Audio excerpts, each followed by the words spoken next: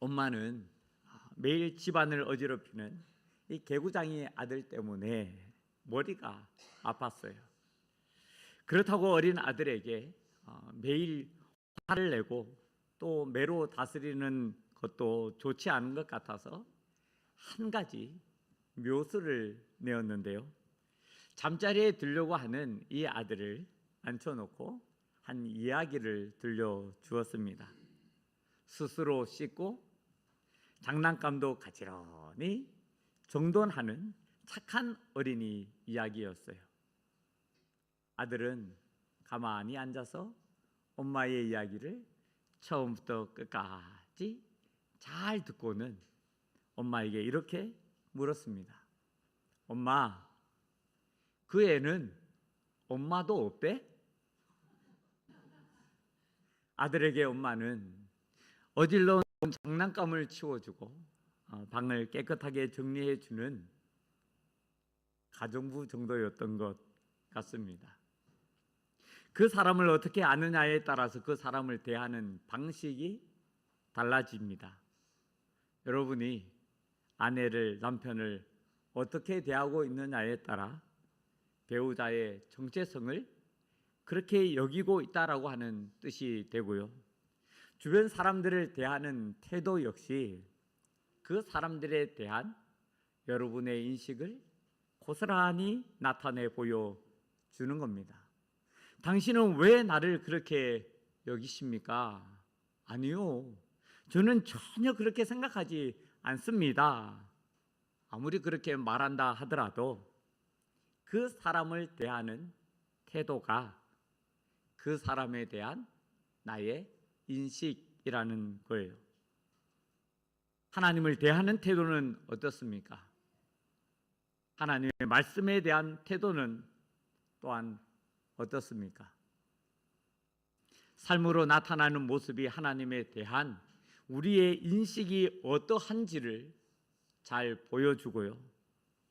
우리가 하나님에 대한 정체성을 어떻게 인식하고 있는지 그 인식의 수준을 알려주는 겁니다. 본문은 이를 너무 잘 보여주는데요. 예수님께서 갈릴리 바닷가에서 사람들을 가르치실 때였습니다. 큰 무리가 모여들자 예수님께서는 바다에 떠있는 배에 올라 앉으셨고요. 무리는 바닷가 육지에 앉았습니다. 확성기나 마이크 시스템이 없으니 바다에서 육지로 부는 그 해풍을 이용해서 그곳에 모인 사람들로 하여금 잘 들을 수 있도록 하셨던 거였죠. 그곳에서 무리들에게 예수님께서는 여러 가지 비유로 가르치셨는데요. 이 모든 비유의 핵심은 하나님 나라였습니다. 33절에 예수님께서 이러한 많은 비유로 그들이 알아들을 수 있는 대로 말씀을 가르치셨다라고 되어 있는 것으로 보아서 4장에 기록되어 있는 모든 비유를 무리에게 다 빠짐없이 말씀하셨다라는 것을 우리는 알 수가 있습니다. 하지만 제자들은 예수님께서 말씀하신 이 하나님 나라 비유를 제대로 이해하지 못했어요. 그래서 예수님께서 홀로 계실 때 말씀하신 그 비유들에 대해 묻습니다. 예수님은 무리에게 가르치셨던 하나님 나라 비유들에 담긴 그 비밀을 제자들에게만 풀어 해석해 주셨어요. 그 이유가 무엇이냐? 11절 12절에 기록되어 있습니다. 이르시되 하나님 나라의 비밀을 너에게는 주었으나 외인에게는 모든 것을 비유로 하나니 이는 그들로 보기는 보아도 알지 못하며 듣기는 들어도 깨닫지 못하게 하여 돌이켜 죄사함을 얻지 못하게 하려 함이라. 이상하죠? 예수님은 죄사함을 얻게 하시려고 십자가에서 자신의 물과 피를 다 쏟으셨습니다. 공생애를 시작하시면서부터 회개하라, 천국이 가까웠느니라 선포하면서 하나님 나라를 전하셨던 분입니다. 그런데 사람들로 하여금 하나님 나라 비밀을 보기는 보아도 알지 못하고 듣기는 들어도 깨닫지 못하게 해서 죄 사함을 얻지 못하게 하려 한다라고 하는 이 말은 좀 이상하지 않습니까? 그 답은 33절에 있습니다. 예수께서 이러한 많은 비유로 그들이 알아들을 수 있는 대로 말씀을 가르치시되, 예수님께서는 그곳에 모인 무리의 수준에서도 충분히 이해할 수 있도록 열심히 가르치셨습니다. 그런데 사람들은 예수님을 병 고치는 사람, 기적이나 이적을 행하는 사람, 그 정도로만 보았기 때문에 예수님께서 아무리 열심히 그들의 수준에 맞게 가르쳐 주셨다 하더라도 하나님 나라 비밀을 감당할 수 없었던 거였습니다. 은혜는 모든 사람의 것입니다. 하지만 받을 만한 사람에게만 임하는 은혜입니다. 말씀 그대로 보기는 보아도 알지 못하고 듣기는 들어도 깨닫지 못하는 수준이기 때문에 하나님 나라의 비밀을 아무리 그 수준에 맞춰서 말씀하시면서 최선을 다해 가르쳐 주었어도 그 비밀을 맡을 수가 없었던 거였습니다. 그렇다고 제자들은 하나님 나라 비밀을 감당할 만한 사람들이었다라고 하는 그런 뜻은 아니에요. 다만 예수님께서는 제자들을 온전한 제자로 세워가고자 하셨고요, 하나님 나라 비밀을 맡은 자로 가르쳐 훈련하고자 하셨던 거였습니다. 그래서 어떻게 보면 예수님께서는 제자들을 앉혀놓고 강제로 우겨넣어 가면서까지 은혜를 부어 주셨다라고 볼 수도 있습니다. 제자들이라서요? 그렇습니다. 이들은 제자들이기 때문입니다.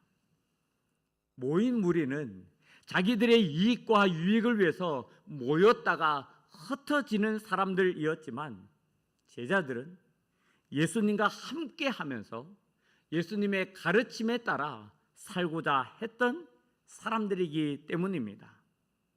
하지만 여기 무리와 제자의 차이가 있습니다. 제자들이 예수님께서 말씀하시는 하나님 나라 비유를 깨닫지 못했는데 그곳에 모여있던 무리는 어땠을까요? 무리는 예수님께서 말씀하신 하나님 나라 비밀을 깨닫고 돌아갔을까요? 아니면 그들은 예수님께서 도대체 무슨 말씀을 하시는지 이해도 하지 못한 채 돌아갔을까요? 무리는 말씀을 이해하기 어려우면 돌아가 버렸지만 제자들은 예수님께 나와서 묻습니다. 제자들과 무리와의 다른 차이가 바로 이것이에요. 그래서 예수님께서는 제자들에게 하나님 나라 비밀을 맡은 자로 가르쳐 훈련하셨던 겁니다. 예수님은 오는 이 막지 않으십니다. 아니, 더 많이 오도록 환영하시죠. 그런데 가는 이도 잡지 않으셨어요. 그들을 불쌍히 여기시고 긍휼히 여기셨지만 그들이 떠나가는 가운데 내어 놓으셨습니다. 다만 제자들이 무리처럼 무지하여 깨닫지 못했다 할지라도 자신들의 무지를 인정하면서 겸손하게 나와서 묻고 그 가르침에 따라 살기를 바랬기 때문에 이 제자들을 친히 가르쳤던 것이었고요, 제자들에게 하나님 나라 비밀을 풀어 해석하시면서 맡기고 전하도록 그 책임과 사명을 주신 겁니다. 어릴 때 성경학교에서 참 많이 불렀던 찬양이 있습니다. 두 사람이 함께 길을 가다가 두 사람이 함께 말을 하다가 한 사람은 가고 한 사람만 남겠네. 예수님 맞을 준비 됐나? 저만 불렀나요?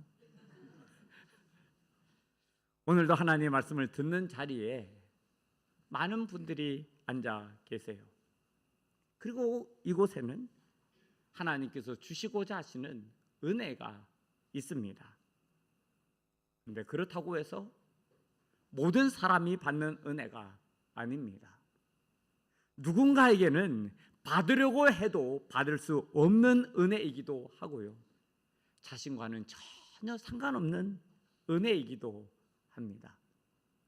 그 은혜를 받을 그릇을 준비하지 않았기 때문입니다. 영적으로 둔감하고 무지해도 괜찮습니다. 능력이 없고 부족함이 많아도 괜찮아요. 자기 만족과 유익만을 쫓으며 예수님을 떠나는 무리 같지 않으면 됩니다. 예수님과 함께 하고자 하고 어떻게든 예수님의 가르침을 받으면서 그 뜻에 따라서 살고자 하는 그 가운데 물으면 되는 거예요. 귀찮을 정도로 옆에 붙어서 묻고 또 물으면 되는 겁니다. 하나님, 왜 그런 건가요? 도대체 왜 그러신 건가요? 이걸 어떻게 깨달아 알 수 있을까요? 물으면 은혜가 임합니다.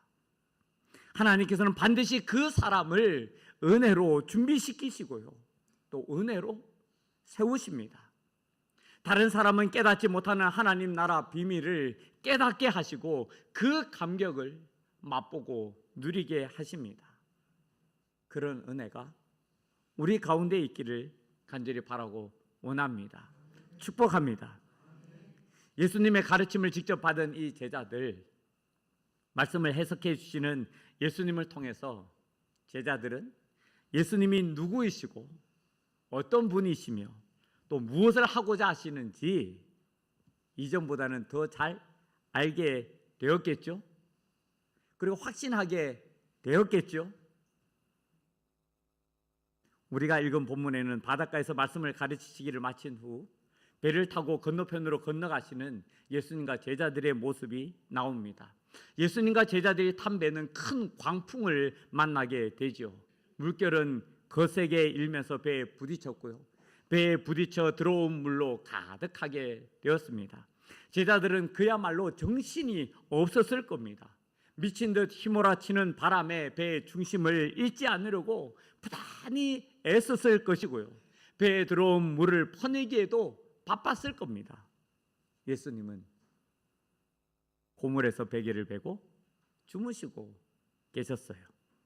종일 사람들을 가르치시느라 얼마나 피곤하고 고단하셨으면 그렇게 심하게 흔들리는 배에서도, 배를 넘어 사방에서 넘쳐오는 물이 가득한 배에서도 주무시고 계셨을까요? 제자들은 지금의 상황에서 어떻게든 자신들의 힘과 능력으로 헤쳐나가고자 했던 것처럼 보입니다. 하지만 자신들의 능력을 넘어서는 이 상황에서 결국 예수님을 깨우며 도움을 요청합니다. 선생님이여, 우리가 죽게 된 것을 돌보지 아니하시나이까? 예수님은 잠에서 깨졌고 꾸짖으셨고 명령하셨습니다. 누구를 꾸짖고 누구에게 명령하신 건가요? 바람요? 바다요? 바람과 바다가 꾸짖고 명령할 대상인가요? 바람이 많이 분다고, 미칠 듯이 분다고, 야, 너 지금 제정신이야? 어디서 이렇게 미친 듯이 휘몰아치고 있느냐며 꾸짖을 대상이냐라는 겁니다. 바람이 부니 바다도 날뛴다고, 야, 너는 또 왜 그러냐? 잠잠하라, 고요하라 명령할 대상입니까? 그런 사람 보셨나요? 저는 보았습니다.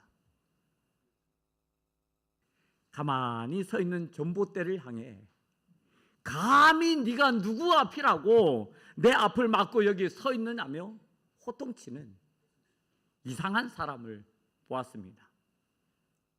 더운 날씨에 옷을 잔뜩 여입고는 땀을 뻘뻘 흘리면서도 내 옷은 못 뺏어 간다며 태양을 향해서 삿대질하는 사람을, 그 희한한 사람을 저는 보았습니다. 우리는 그런 사람을 뭐라고 부릅니까? 네, 좀 좋은 말로 한 거예요.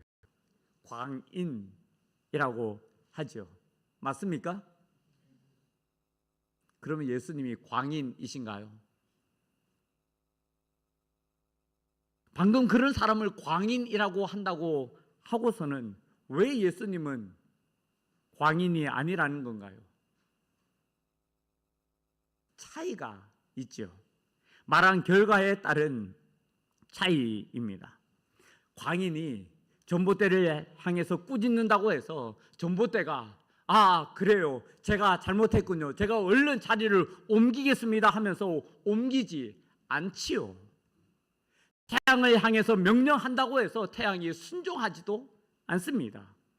그런데 예수님이 바람을 꾸짖으시자 바람이 잠잠해졌고요, 바다를 향해 명령하시자 잔잔해졌습니다. 이 차이입니다. 만약 광인이 전봇대를 꾸짖고 태양에게 명령했을 때 전봇대가 움직이고 태양이 순종했다면 그것을 명령한 사람이 광인이겠습니까? 그 사람을 향해서 광인이라고 말씀을 하시겠습니까? 예수님께서 바람을 꾸짖었어도 여전히 미친 듯 휘몰아치며 사납게 불고 있고, 바다를 향해 명령하셨어도 변함없이 집채만한 파도가 삼킬 듯이 달려들고 있다면 예수님이 광인이 아닌들 누가 광인이겠습니까? 그런데 바람이 그치고 바다도 아주 잔잔하여지자 제자들은 서로 말합니다. 그가 누구이기에 바람과 바다도 순종하는가? 여기에 아주 중요한 표현 하나가 있어요. 심히 두려워하여. 제자들은 큰 광풍으로 인해서 죽을 위기에 처해 있었고요, 죽을지도 모른다고 하는 공포에 사로잡혀 예수님의 말씀처럼 무서워하고 있었습니다. 이는 외적 상황과 환경으로부터 받은 공포이고 두려움입니다. 하지만 바람과 바다를 잔잔하게 하신 그 예수님을 보고 느낀 두려움은 신적 존재에 대한 경외심입니다. 예수님의 정체성에 압도당한 두려움이에요. 이건 공포나 두려움, 무서움이 아니라 인간의 인식을 훌쩍 뛰어넘는 초월적 존재임을 인식한 인간이 느끼는 거룩한 전율이고 거룩한 충격입니다. 앞서 제자들은 예수님으로부터 특별 제자 가회를 받았고요, 예수님을 좀 더 알았을 겁니다. 하지만 그렇다고 해서 예수님의 신적 정체성을 인식하지는 못했습니다. 분명히 말씀드립니다. 예수님과 함께 있고 예수님 곁에 있어도 예수님의 신적 정체성에 대해 깨닫지 못하기도 합니다. 그저 예수님이라고 하는 조금 다른 분, 조금 더 뛰어난 분이 곁에 계시고, 이분은 다른 사람들보다는 조금 더 믿을 만하고 따를 만한 분이라고 하는 정도일 뿐이에요. 하지만 이제 제자들은 예수님이 바람과 바다를 향해서도 꾸짖고 명령하시는 분이시고, 바람과 바다도 그 말씀에 순종하는 분이라고 하는 신적 정체성을 갖게 되었습니다.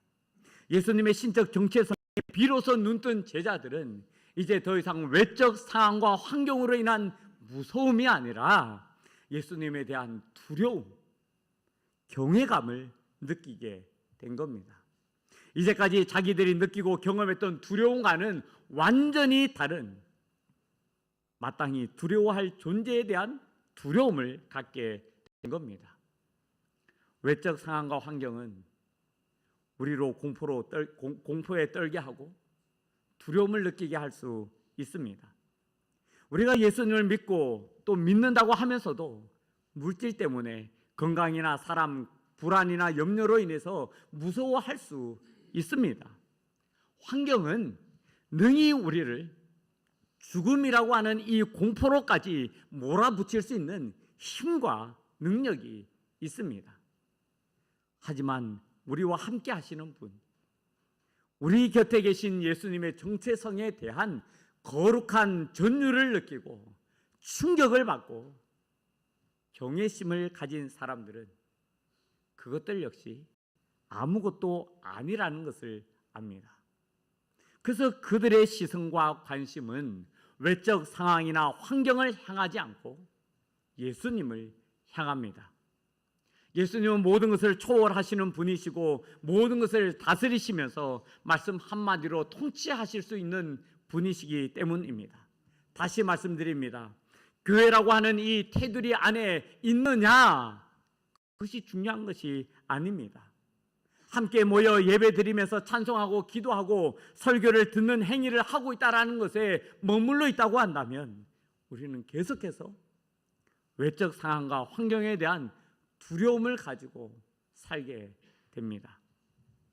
예수님의 이름을 부르고 예수님의 말씀을 들으며 예수님 말씀에 따라 순종하고자 해도 제자들처럼 예수님의 정체성에 관한 온전한 인식이 없다고 한다면 여전히 세상이 주는 염려와 걱정에 무서워하게 될 것이고요.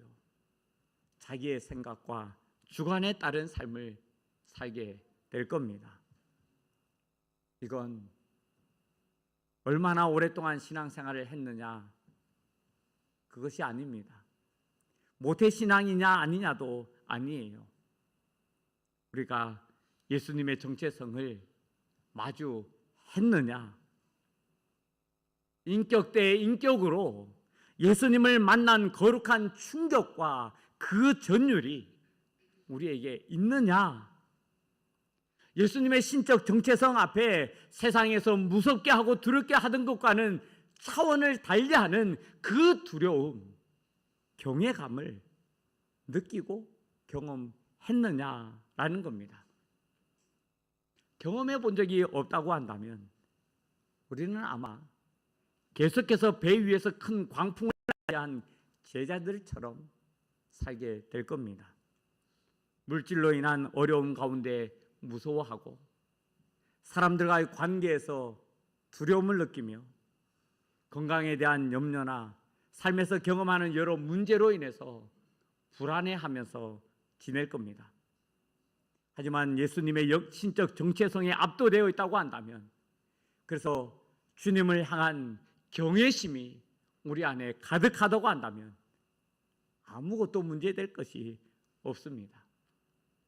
예수님께서 바람도 꾸짖으시고 바다도 잔잔하게 하실 것이기 때문입니다. 그렇다면 사랑하는 여러분들에게 묻겠습니다.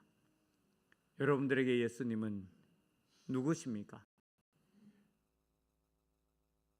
제자들이 예수님과 함께 있었고 예수님 바로 곁에 있었어도 예수님을 향해서 그가 누구이기에 라며 물었던 것을 기억하십시오. 다른 누구도 아닙니다. 예수님과 함께 먹고 마시며 생활하면서 따르면서도 예수님이 누구인지를 몰랐고요. 자기들이 생각하는 것과 달랐던 예수님이셨다라는 것을 잊지 마십시오. 이 질문들이 우리의 신앙에 대해 조금 더 깊이 생각할 기회를 줄 것이라 생각합니다. 경제적인 위기 가운데 있을 때 예수님은 누구십니까? 건강으로 인해 걱정과 염려, 두려움 가운데 있을 때 예수님은 누구십니까? 자녀들의 일 앞에서 여러분이 믿는 예수님은 누구십니까? 문제 앞에서 예수님은 누구이십니까? 어떤 분이시고 무엇을 할 수 있는 분이십니까? 여러분들에게는 그렇게 말할 수 있는 구체적인 삶의 사건이 있으셨습니까?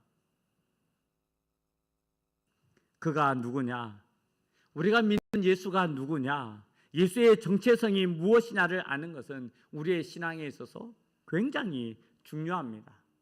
또한 예수님에 관한 온전한 정체성은 예수님을 만나지 않고서는 가질 수 없는 정체성입니다. 예수님과 인격적으로 친밀하고 깊은 그 사귐과 만남을 가질 때 예수님에 대한 참다운 경외심을 가질 수 있습니다. 그때 우리는 온전히 예수님을 믿고 신뢰하며 따를 수 있습니다. 마가복음 10장에는 한 부자 청년이 등장하죠. 그는 신앙생활에 있어서 흠잡을 것이 하나도 없는 모범생이었습니다. 그런 그에게 예수님께서는 네게 있는 것을 다 팔아 가난한 자들에게 주라. 그리하면 하늘에서 보화가 네게 있으리라. 그리고 와서 나를 따르라 말씀을 하셨는데요. 그때 이 부자 청년이 나타내 보였던 모습이 무엇입니까? 슬픈 기색을 띠고 근심하며 돌아갔지요. 그는 율법을 다 지켰습니다. 누가 보더라도 훌륭한 신앙생활을 하는 믿음 좋은 청년처럼 보였습니다. 하지만 하나님 말씀에 자신의 소유와 삶의 방식을 내려놓지 못한 사람일 뿐이었어요. 자기가 살고자 하는 삶의 주관과 자기가 옳다고 여기는 바를 포기하지 못하는 사람이었습니다.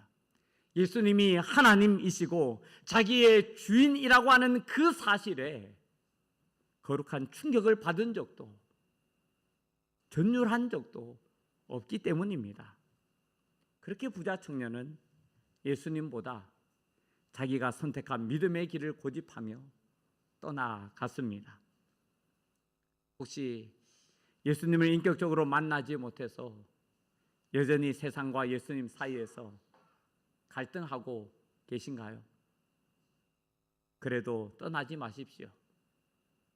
무리처럼 떠나게 되면 예수님을 경외할 기회가 상실하게 됩니다. 그러니 더욱 예수님과 함께 하고자 하십시오. 함께 있으면서 물으세요. 묻고 그 가운데서 하나님께서 베풀어 주시는 은혜를 경험하십시오. 예수님은 자신을 알리시기를 원하시고요, 이를 통해서 영광을 받으시기를 원하십니다. 바라기는 예수님이 누구이신지 아는 우리가 되기를 원합니다. 매일 삶의 자리에서 예수님의 정체성에 대한 인식을 통해서 두려움을 갖기를 원합니다. 그 정체성에 대한 인식이 우리를 마땅히 두려워할 분에 대한 경외감을 갖게 하고 만유의 주이신 하나님 앞에 문제가 문제되지 않음을 경험하게 될 것입니다. 이 귀한 은혜와 복이 오늘 우리와 우리의 가정과 또 우리 교회에 있기를 간절히 바라고 소망합니다. 우리 찬양 부르시면서 이 찬양의 가사가 정말 오늘 이 시간 말씀을 들은 우리의 고백이 되기를 원합니다. 세상에 그러한 것이 아니라 오늘 나에게 그러함을 우리 고백하며 우리 찬양 드리기를 간절히 바라고 원합니다.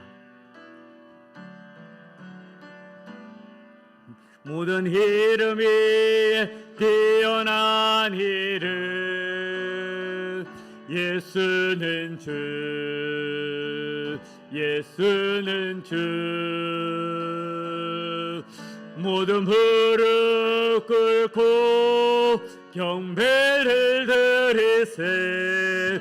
예수는 만유의 주님. 예수는 주, 예수는 주. 온천하 만물으로 그 보좌 영광을 돌리세. 예수, 예수, 예수는 주. 모든 이름 위에, 모든 이름 위에 뛰어난 이름 예수는 주, 예수는 주. 모든 무릎 꿇고 경배를 드리세. 예수는 만유의 주님, 예수는 주, 예수는 주. 온천하 만물 우러러 그 보좌 영광을 올리세. 예수, 예수, 예수.